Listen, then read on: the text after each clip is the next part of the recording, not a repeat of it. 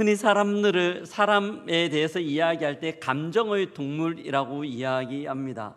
우리에게 있는 기쁨과 즐거움은요, 우리를 행복하게 만듭니다.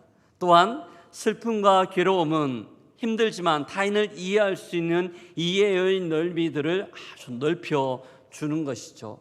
이런 기쁨과 슬픔, 즐거움과 감사, 또한 슬픔과 애통함, 모든 감정들은 우리의 삶들을 참 풍성하게 만듭니다. 그런데 이런 감정들 중에는 어쩌면 우리의 삶들을 송두리째 흔들어 놓는 그런 감정들도 있어요. 그 대표적인 것이 있다면 시기와 질투라고 볼 수 있겠습니다. 시기와 질투는 특별한 감정이 아니고 모든 사람들이 비슷하게 다 경험하고 느끼는 감정들이에요. 근데 보통 사람들은 이런 시기와 질투의 감정이 자기에게 들어오면요, 잘 인정하려고 하지 않습니다. 그래서 그것을 부정하고 감추려고 해요.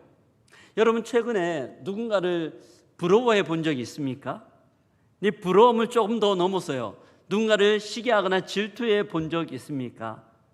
대화 중에 아는 친구의 아들이 이번에 명문대학교에 진학했어요.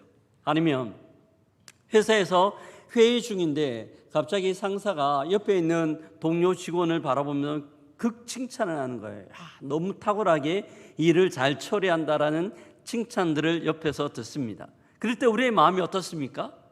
나하고는 전혀 상관없는 일임에도 불구하고 갑자기 마음이 우울해지거나 불쾌감이 생깁니다. 이게 시기와 질투죠. 사람들이 시기와 질투의 감정을 숨기려고 하는 이유들은 이런 감정을 인정하는 것 자체가 내가 그 사람보다 못하라는 것들을 확인하는 것이며 내 자존심에 스크래치, 상처가 나는 것이기 때문에 잘 인정을 하려고 하지 않아요. 오늘 우리가 친구들하고 이야기할 때 그런 표현을 사용하죠. 부러워하면 지는 거다.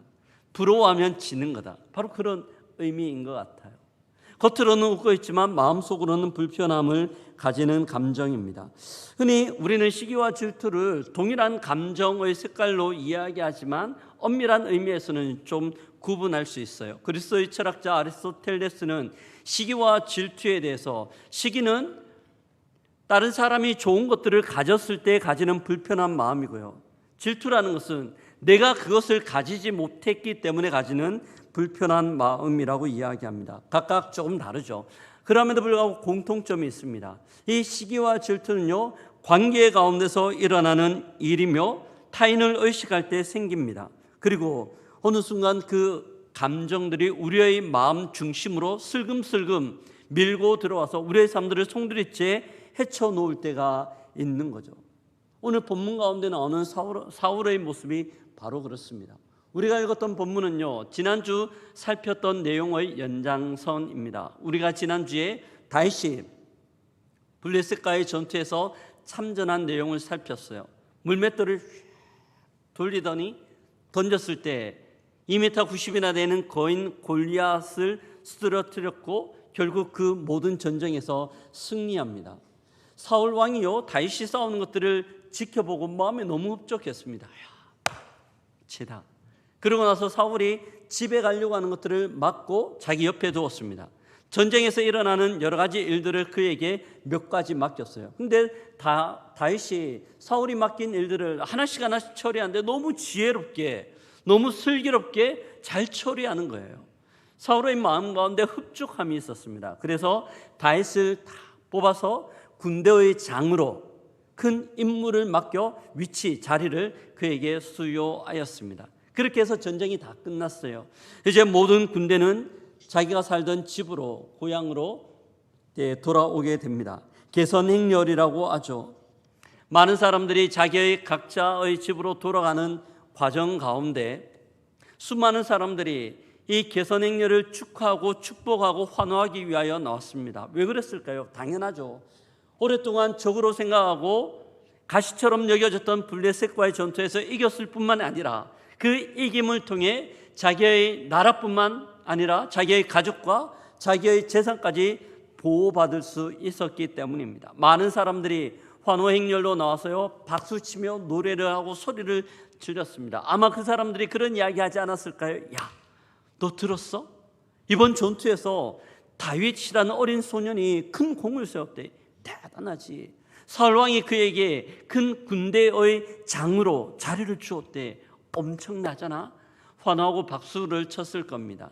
근데 이 다윗을 좋게 여기고 자리를 준 것은 사울만의 생각은 아니었어요.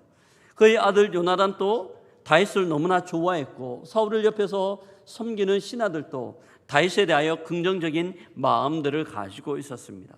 이런 긍정적인 마음들의 총표현이요, 이 환호하는 행렬 가운데서 불렀던 노래들인데요, 6절과 7절에 나옵니다. 함께 읽어보도록 하겠습니다.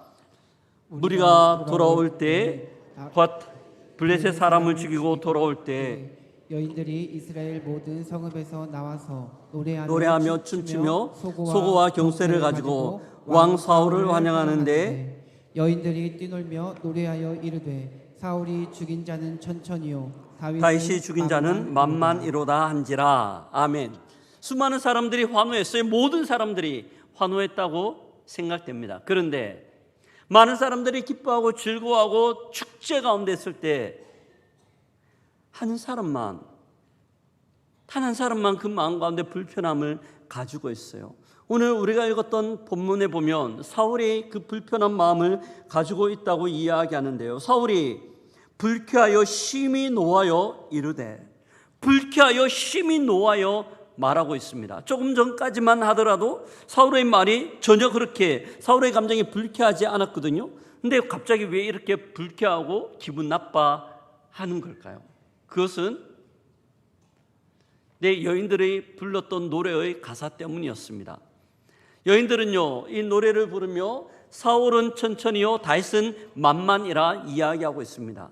여기서 이야기하는 천과 만은 숫자의 개념이에요. 하지만 히브리어를 보면요, 만이라는 단어를 조금 다르게 해석할 수 있습니다.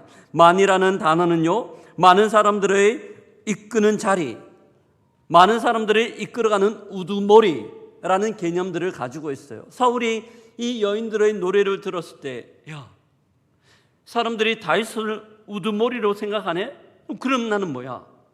이 다윗이라는 놈이 나중에는 내 자리까지 넘보고 이 나라를 빼앗을 수 있겠네 라고 생각하는 거죠. 8절에 보면 그렇게 표현하고 있습니다.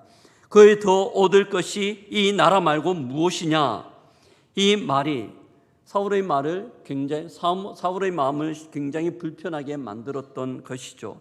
근데 이상합니다. 사울은 조금 전까지만 하더라도 전혀 마음의 요동함이 없었어요.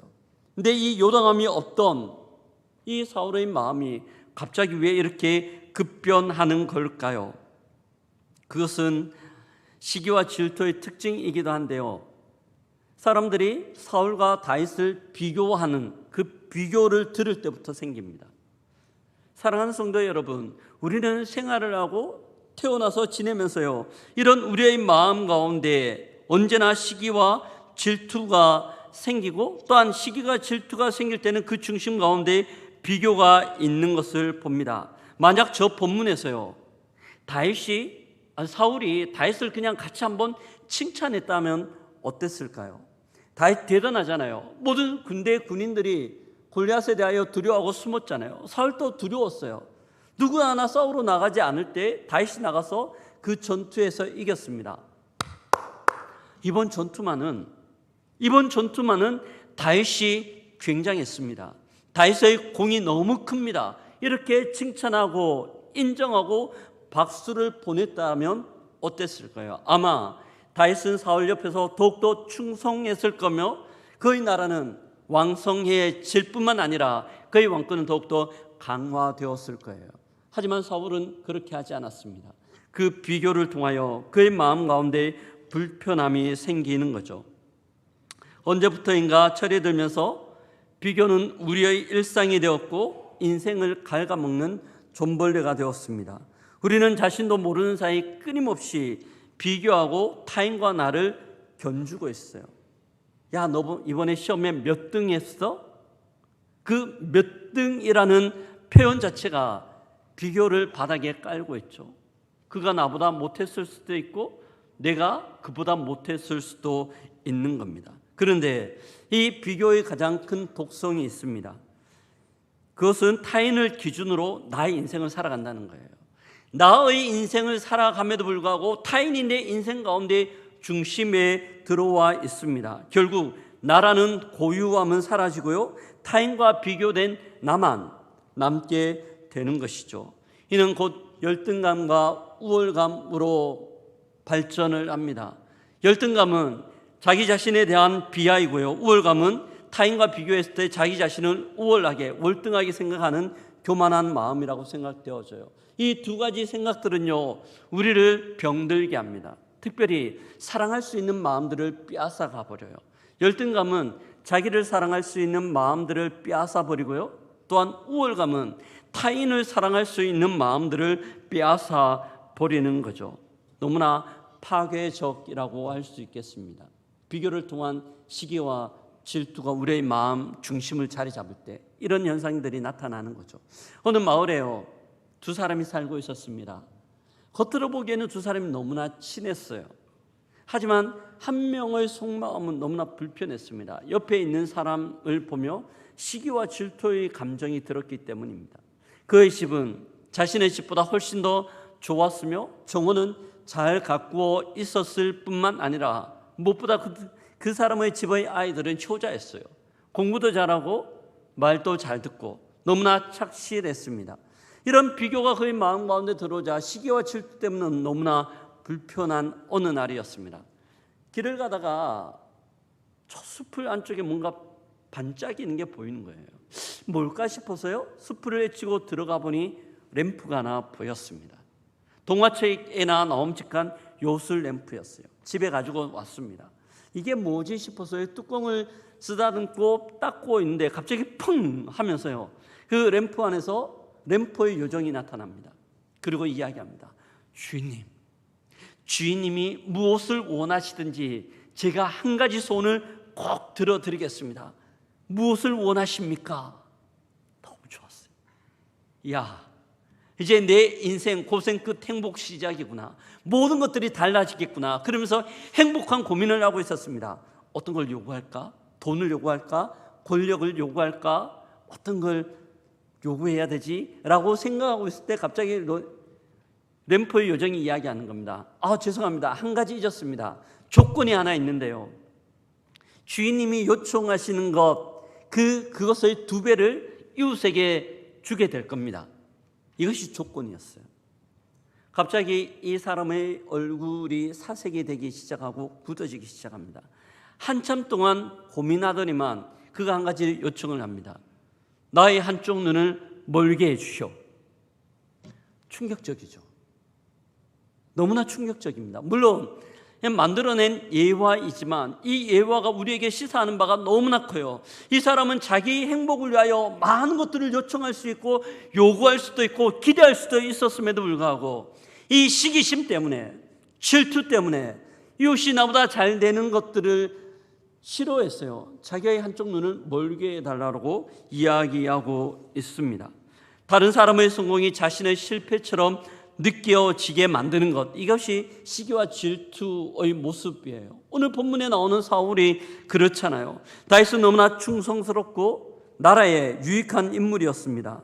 그를 통해 블레셋을 이기고 또한 전쟁에 승리하였기에 백성들도 너무 기뻐했어요. 자기의 왕권도 탄탄하게 되었습니다. 나라는 부국하였습니다. 강성하기도 하였죠. 그럼에도 불구하고 이 일을 이루었던 다윗에 대하여 시기심과 질투 때문에 미워하고 있는 사울의 모습입니다. 이것이 시기와 질투예요. 근데 이런 시기와 질투는요, 여기서 그치지 않아요. 이게 가지고 있는 특징이 하나 더 있는데 너무나 끈질겨요. 생명력이 찔기다는 겁니다. 사울이 그 여인들의 말을 듣고 시기와 질투가 생겼어요. 하룻밤 자고 나면 괜찮겠지라는 생각들을 할 수 있습니다. 하룻밤이 지났어요. 그런데 이게 웬일입니까? 하룻밤이 지났음에도 불구하고 이 시기와 질투는 그의 마음 가운데 사라지지 않고요, 오히려 더 그의 마음을 강팍하게 만드는데 이때 예전에 있던 악령이 그에게 강력하게 내립니다. 너무나 심각한 모습이에요. 그 모습을 표현하는 게 10절인데요. 같이 한번 읽어보도록 하겠습니다. 10절입니다. 자막 좀 띄워주실래요? 같이 읽습니다. 그 이튿날 하나님께서 부리시는 악령이 사울에게 힘있게 내리매 그가 집 안에서 정신없이 떠들어대므로 다윗이 평일과 같이 손으로 수금을 타는데 그때 사울의 손에 창이 있는지라. 예전 같으면 악령이 내렸을 때 다윗이 수금을 타면요, 모든 악령이 물러가고 번민되었던 그의 마음 가운데 평화와 안정이 있었습니다. 하지만 시기와 질투가 그의 마음 베이스에 깔려져 있었기 때문에 주체할 수가 없는 거예요. 그런데 옆에 보니까 자기의 창이 있습니다. 창을 들고요, 저 앞에서 수금을 타는 다윗을 향하여 창을 날려버리는 거죠. 본문에 보면 이것이 한 번의 행동이 아니라 몇 번이나 이렇게 했다고 이야기하고 있습니다. 사람까지 죽이려고 하는 마음들, 그 마음뿐만이 아니라 지금 사울은 그 마음들을 실행하고 있는 겁니다. 사랑하는 성도 여러분, 시기와 질투가 만들어내는 파괴적인 모습이 어떠한지를 우리에게 너무나 잘 보여줍니다. 시기와 질투는요, 이웃의 성공에 대하여 불편한 마음으로 그치지 않습니다. 결국 우리의 삶들을 파괴하게 만드는데 니체가 이런 이야기를 우리에게 합니다. 함께 읽어보겠습니다. 질투는 타인을 해치기 전에 자신을 먼저 파괴한다. 다시 한 번만 더 읽어볼까요? 질투는 타인을 해치기 전에 자신을 먼저 파괴한다. 사울처럼 자신의 평온이 깨지면 사실들을 왜곡하고 확증 편향이라고 이야기하죠. 자기가 믿고 싶은 대로 계속해서 생각을 하는 겁니다. 오늘 본문도 그래요. 6절을 보면 좀 재미있는 표현들이 하나 나오는데요. 6절은 여인들이 나와서 노래하고 축하하기 전의 모습에 대하여 이야기합니다. 제가 읽어드릴게요. 여인들이 이스라엘 모든 성읍에서 나와서 노래하며 춤추며 소고와 경세를 가지고 왕 사울을 환영하는데, 이 여인들의 노래는요, 다윗을 위한 노래가 아니라 누구를 위한 노래라고 이야기합니까? 왕 사울을 환영하는데, 이 노래의 특징은 히브리 문학의 특징을 함께 담고 있습니다. 여인들의 노래는 비교적 단순한 음률을 가진 이스라엘의 전쟁가였어요. 그들은 전쟁에서 총체적 승리를 함께 기뻐하고 있는 겁니다. 다윗은 사울의 부하이기 때문에 다윗을 높이는 것은 곧 사울을 높이는 것이고 함께 기뻐할 수 있는 내용이었던 거죠. 하지만 사울은 시기와 질투심 때문에 이것을 곡해하고 왜곡하며 자의적으로 해석하고 있습니다. 그는 이미 한 나라의 왕이었어요. 그는 모든 것들을 가지고 있고 모든 것들을 하려고 하면 다 할 수 있는 왕이었습니다.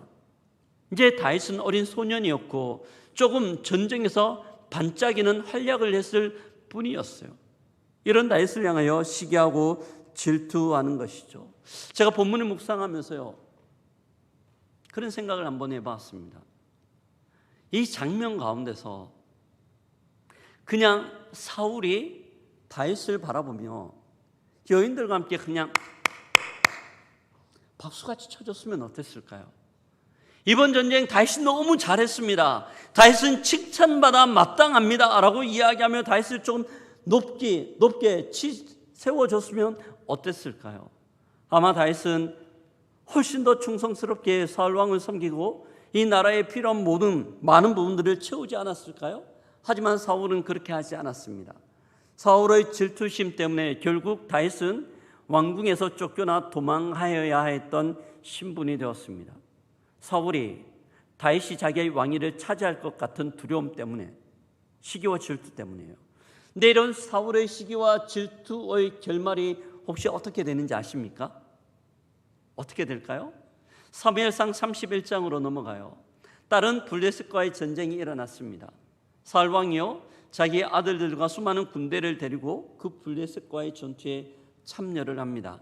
그런데 그 전투에서 사울 왕이 전사를 합니다.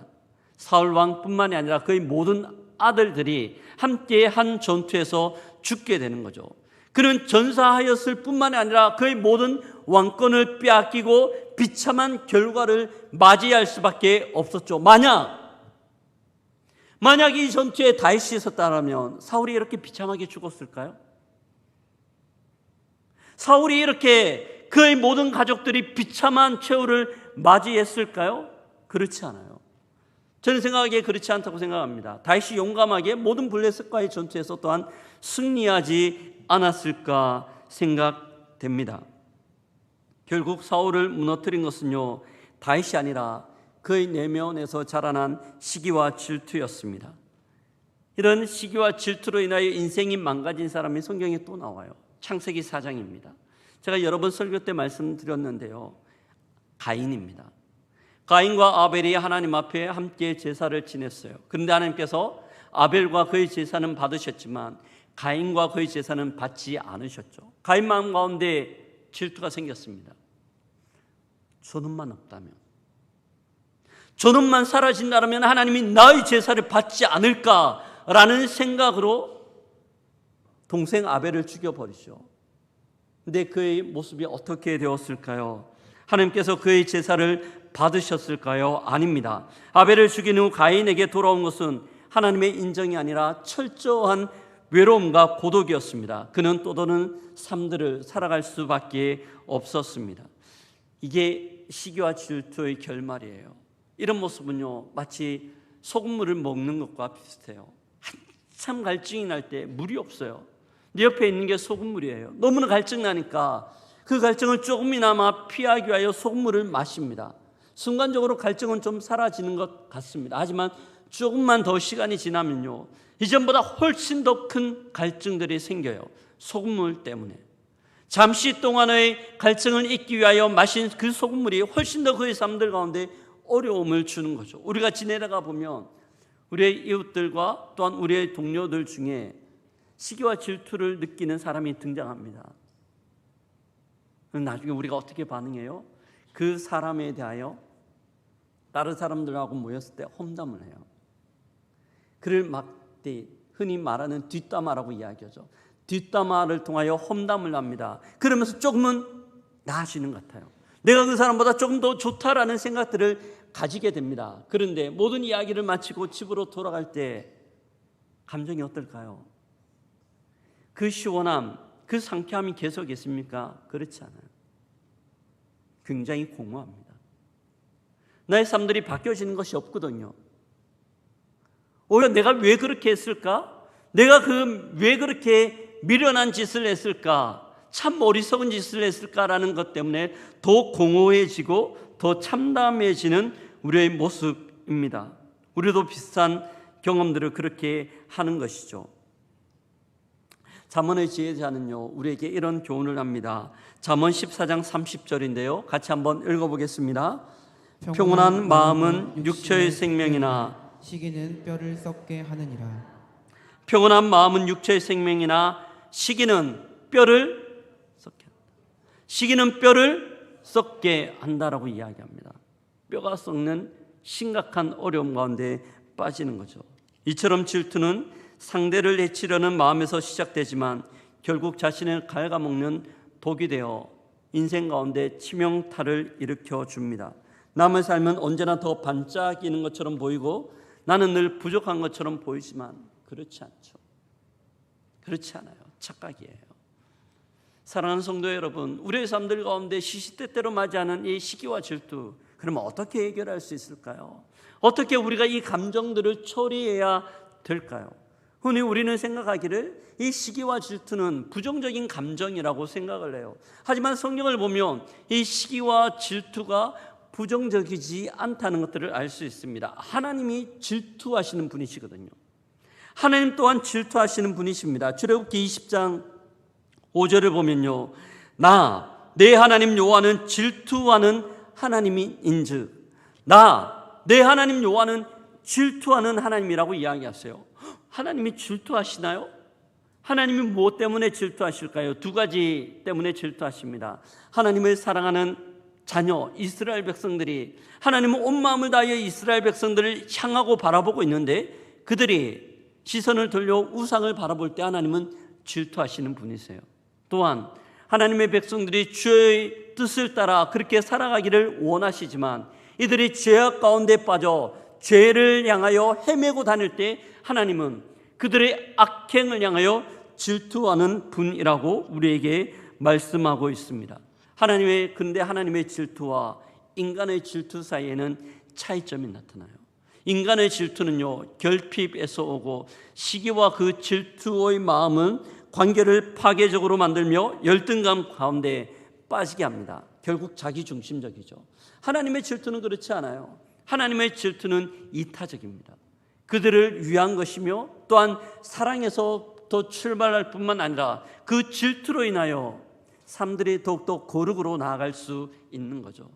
중요한 것은 우리 마음 가운데 질투가 있을 때 이 질투의 감정의 방향들을 하나님의 질투 방향으로 옮겨 놓는 거예요. 그것이 방향을 새롭게 틀기만 하면 우리의 모습이 달라지는 거죠. 인간의 질투의 모습에서 하나님의 모습으로 나아가는 것입니다. 그 대표적인 것이요, 오늘 본문에 나오는 한 인물 요나단입니다. 요나단의 모습을 한번 생각해 보면요, 사울과 비슷한 처지였어요. 비슷한 상황입니다. 사울이 그렇게 생각하죠. 저 다윗이 이후에 나의 왕권을 빼앗는 것 외에 그에게 필요한 것이 무엇인가? 그런데요, 사울이 왕권을 빼앗기면 그의 장남 요나단은 어떻게 될까요? 숙청입니다. 왕권을 유지하기 위해서 이전 권력들은 숙청시키는 거예요. 그래서 요나단은 죽어버려요. 근데 요나단은 다윗을 향하여 그런 감정을 가지지 않았죠. 전혀 다른 사랑의 감정을 가졌습니다. 심지어 이 사랑의 감정 때문에 전쟁터에서 자기의 목숨을 보호해 줄 수 있는 모든 전투 장비들을 다 다윗한테 주고 있습니다. 동일한 상황이었음에도 불구하고 동일한 감정으로 반응하지 않는 거죠. 시기와 질투가 잘못된 방향으로 흘러갈 때 관계를 깨고 자신을 병들게 하지만 그 감정을 정직하게 마주하고 다스릴 때 오히려 그것은 나를 향한 성장의 자극제가 됩니다. 이 피겨 선수 김연아 선수를 보면 너무나 잘 알 수 있어요. 우리나라 피겨 선수의 히어로, 영웅이죠. 김연아 선수.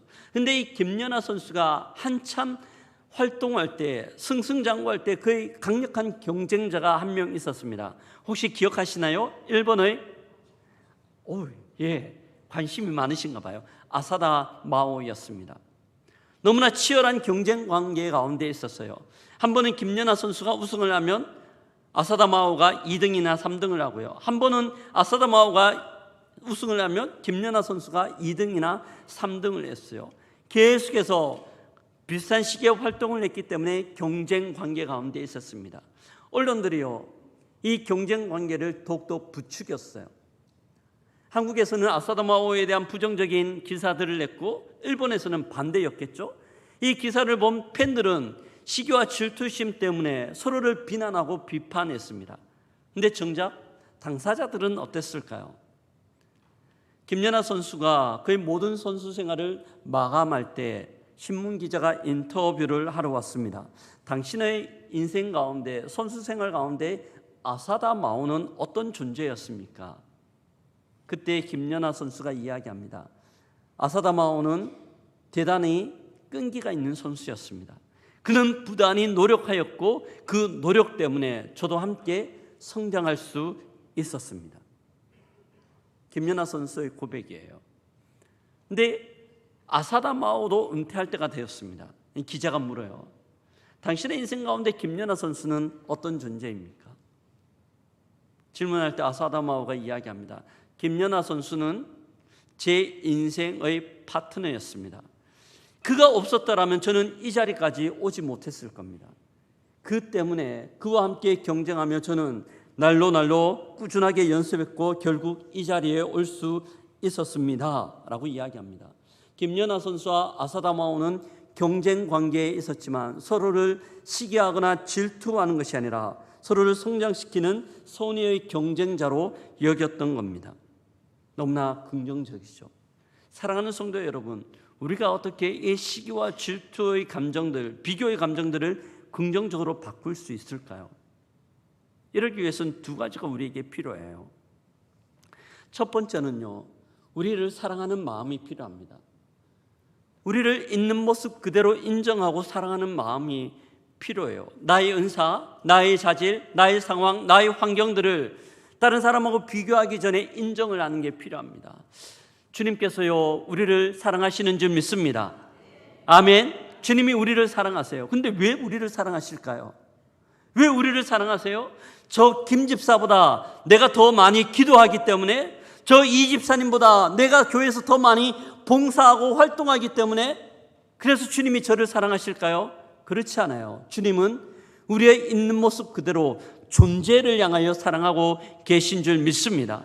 우리에게 필요한 것은 주님이 우리의 존재로 우리를 사랑하시기에 우리 또한 우리의 존재 그대로 우리를 인정하는 것이 필요한 거죠. 주께서 우리에게 내 이웃을 사랑하라고 하시면서 먼저 내 이웃을 내 몸과 같이 사랑하라고 말씀합니다. 우리가 우리 자신을 있는 모습 그대로 인정하고 사랑하고 비교해서가 아니라 그대로 사랑할 때 이웃을 향한 사랑의 마음들이 순전하고 온전해질 수 있는 거죠. 존재로서의 인정이에요. 두 번째로는요, 내가 시기하고 질투하는 그 내용에 대해서 면밀하게 파악하는 겁니다. 그것이 정말 내가 시기하고 질투할 만한 일인가에 대해서 그렇죠. 누구나 다 인생의 방향성과 또한 목적이 있어요. 기대가 있는 거죠. 근데 그 시기하고 질투하는 것이 정말 내 인생의 방향성과 맞는 부분인지를 한번 점검해 보는 겁니다. 많은 경우 시기와 질투심은 있지만 나와 그렇게 상관없는, 없어도 되는 것들이 참 많거든요. 특별히 우리나라는 명품 가방, 명품. 근데 이걸 참 많이 부러워해요. 근데 이것 없어도 충분히 살 수 있거든요. 물론 있으면 좋죠. 나쁜 것 아니니까요. 근데 없어도 충분히 살 수 있는 거예요. 하지만 많은 사람들이 그 명품 하나의 시기와 질투심을 느끼며 자기 또한 그걸 가지려고 부단히 노력하기도 하죠. 그리고 또 한번 고민해 봐야 됩니다. 그것을 내가 가지려고 노력하고 수고하는데 그만한 가치가 있는 건가? 나의 이런 수고와 노력을 드릴 만한 가치가 있는 건가에 대한 점검입니다. 그럴 때 진정으로 내가 원하는 것이라면, 그렇게 느낀다면 나만의 목표와 연기가 되어 우리는 더 나은 방향으로 갈 수 있습니다. 하지만 그렇지 않다면 그 시기와 질투심은요, 거짓된 감정일 뿐이에요. 속이는 감정이죠. 요즘 한참 복숭아가 맛이 있습니다. 근데 이 복숭아가 맛있기 때문에 사과나무가 원한다고 해서 복숭아를 열매 맺을 수 있을까요?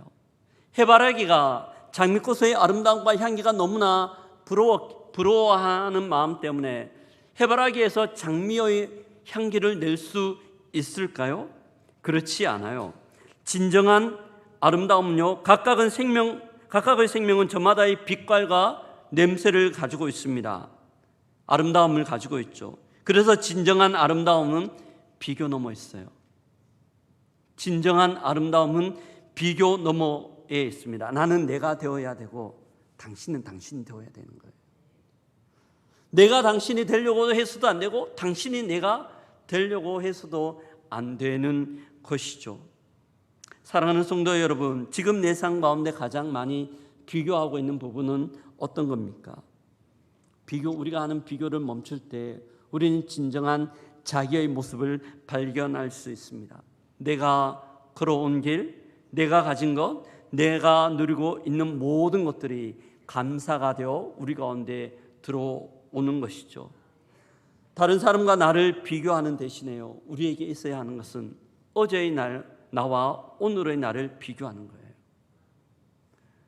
어제의 나와 오늘의 나를 비교하며 어제보다 오늘 내가 조금 더 성숙해졌는지, 어제보다 오늘 내가 하나님을 더욱더 많이 닮아가고 있는지, 하나님의 자녀답게 세워져 있는지를 비교하는 것이 필요하다는 거죠. 이 예배를 마치고 우리는 삶의 자리로 나아갑니다. 삶의 자리에서요, 그런 시간들을 한번 가져보면 어떨까요? 노트를 꺼내든지 아니면 컴퓨터를 열어서 지금 내가 시기하고 질투하고 있는, 비교하려고 하는 감정들은 어떤 것이 있는지, 또한 내 인생의 방향성은 무엇인지 한번 쭉 적어보는 겁니다. 잘 될까요? 잘 안 됩니다. 잘 안 되기 때문에 저도 시기와 질투 가운데 제 마음을 뺏길 때가 있거든요. 그래서 이번 여름 휴가 때 제가 이걸 한번 해보려고 해요. 노트를 하나 펼쳐서요, 내가 지금까지 살아왔던 삶의 방향성들, 삶의 가치들을 한번 적어보고 내가 느끼는, 비교하는 시기와 질투의 모습들을 한번 적어보려고 합니다. 그래서 진정한 나의 삶들을 향하여 다시 한번 진일보하면 어떨까라는 생각들을 가지고 있습니다. 사랑하는 성도 여러분, 사울이요, 다윗과 비교하지 않았다라면 어쩌면 그의 삶들은 그렇게 비참하지 않았을 거예요. 어쩌면 그의 삶들은 너무나 아름다운 모습으로 마무리되었을 거고 다윗 왕가를 이루는데 귀중한 징검다리 역할도 할 수 있었을 겁니다. 하지만 비교와 시기는 그의 인생들을 송두리째 앗아가 버렸습니다. 말씀을 마무리합니다. 사랑하는 성도 여러분, 시기와 질투는요, 남의 기쁨이 내 슬픔이 되는 것이며 다른 사람들의 성공이 나의 실패가 되는 것들을 의미합니다. 하지만 그 감정을 주님 앞에 정직하게 내어놓을 때 그것은 내 영혼을 비추는 거울이 됩니다. 사울은 질투심에 빠져 무너졌지만 요나단은 사랑의 감정으로 다윗을 세워주고 있습니다. 우리의 감정은 어디를 향하고 있습니까? 사울의 모습을 향하고 있습니까? 요나단의 모습을 향하고 있습니까? 이번 한 주 비교를 넘어 감사로, 또한 시기와 질투를 넘어 타인을 향한 격려와 사랑으로 반응하여 주께 영광 올려드릴 수 있는 우리 모두가 되기를 주의 이름으로 축복합니다. 아멘. 아멘.